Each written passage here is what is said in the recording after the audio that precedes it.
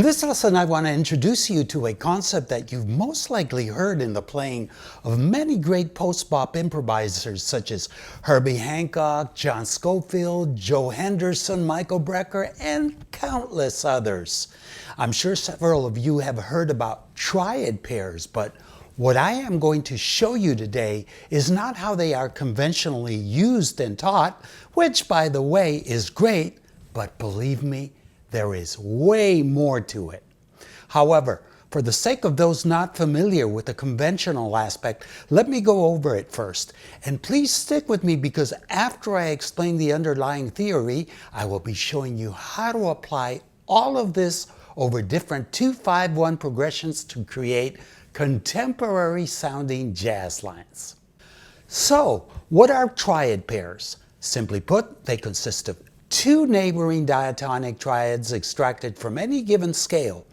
Their purpose is to supply harmonic motion as you move between them, and by doing so, you end up also playing 6 notes from the given scale in a non-scalar fashion. For example, let's take a C Lydian scale. You'll see that we can start a minor triad from the 6th note and another minor triad from the 7th note.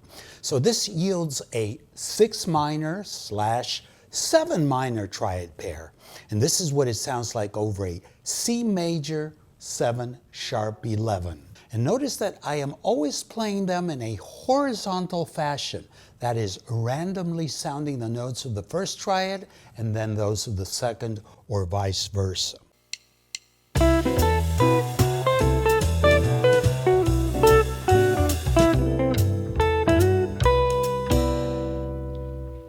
This is very cool and creates ongoing harmonic motion without sounding like you're playing a scale. The only caveat is that because you are always dealing horizontally with 2 neighboring triads, you end up covering a limited range. The solution therein lies in stacking the triad pairs vertically, and this yields a wide range, or what some like to call a hexatonic arpeggio.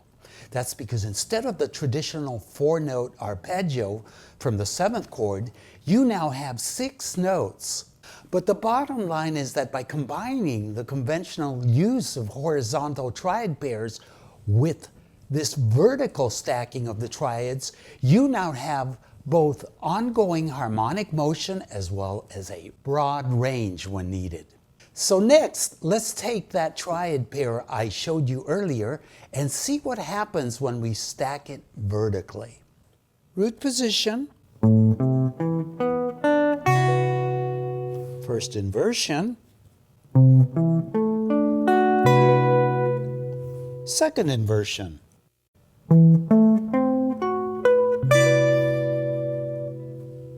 And if you don't want such a wide range between the 2 triads, the solution is to combine them using different inversions, and this will yield an interval of a second between them. And I want you to notice how I sweep across the strings, and on the 3rd string, when I transition to the 2nd triad, notice how I do a hammer on the 2nd note. This enables me to easily sweep pick in one direction for the entire vertical structure. 1, 2, 3.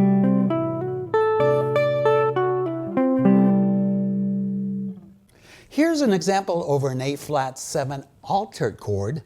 1, 2. Here's an example of a C major 7 sharp 11. 1, 2, 3. Next, I want to show you the practical application of vertical triad pairs over 2-5-1s. And for those interested, later I will tell you about a downloadable study I have prepared featuring 22 different vertical triad pair combinations that you can use. But I know you're itching to hear how this works over an actual set of chord changes. I'm going to play these initially over 2-5-1s occupying 2 measures. To fit all the notes, in this case, the easiest way is to employ 2 sets of 8th note triplets for each triad pair. Later on in this video, I will show you how to take the same 2-5-1s and extend them over 4 measures.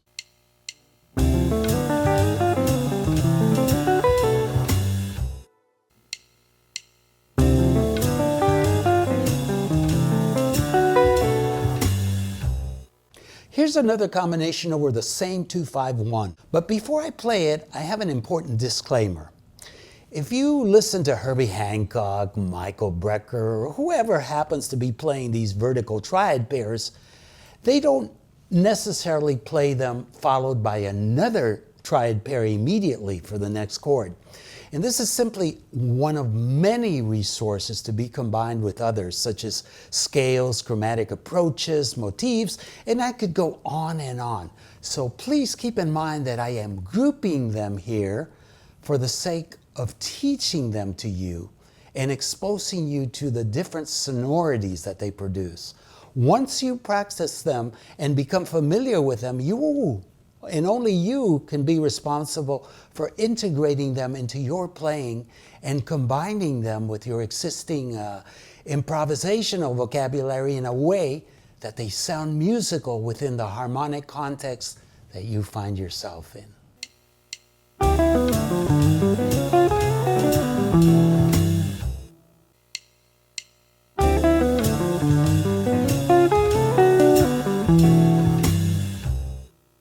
Next, I want to show you some combinations over minor 2-5-1s, which are personally my favorites. But before I do, I want to tell you about the mega study package I've prepared for this lesson. And I call it Mega Package because it includes a PDF with a summary of the theory and procedure included in this lesson. Also, PDFs with a total of 22 vertical ascending and descending triad pair arpeggios. And another set of PDFs with 12 major and minor 2-5-1 lines combining the various vertical triad pairs. And they feature regular notation as well as detailed tab for every example. You also get a PDF with a system to expand each 2-5-1 line from 2 measures to 4 measures. Also included are MP3 files for all the lines and a band-in-a-box file so that you can instantly slow any line down, loop it, or transpose it to any key. And if you don't own band-in-a-box, a MIDI file is also included, which you can open up in the free downloadable app MuseScore. Believe me, all of this will make your practice time much more productive. And it's all available for a nominal contribution, like buying me a cup of coffee and a snack. And you can download it from jazzguitar.richiezelland.com/premium, and you will find it under mini courses. Next, I want to show you a couple of minor 2-5-1s. And in this case, the triad pairs employed over each one of the chords are extracted from the melodic minor. And note that I will play each one twice. The first time resolving over a 1 minor major 7 chord or a 1 minor 6 chord, and the second time resolving over a 1 major 7 sharp 5 chord. So this way you can use them resolving to minor or resolving to major.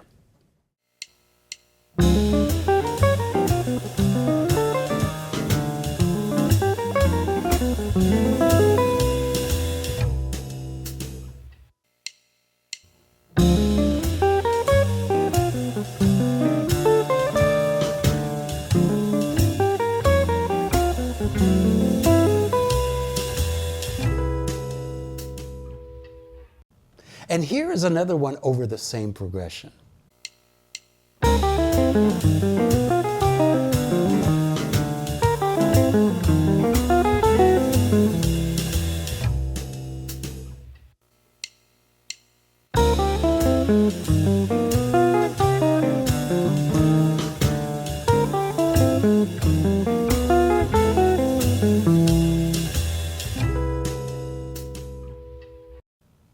I mentioned earlier that I would show you how to expand any of these 2-measure 2-5-1s into 4 measures. In the download, I include a list of 6-note rhythm groupings that you can apply to any triad pair. For example, let's take these 3 groupings that we see here and apply them to the previous 2-measure minor 2-5-1 that I played.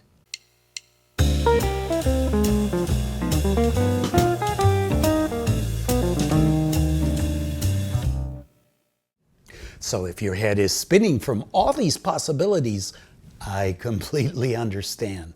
This study and its application will keep you busy for a long, long time.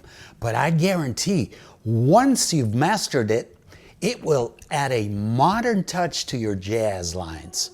I realize this is not geared towards the jazz newbie, but I'm curious to know what your thoughts are regarding this concept.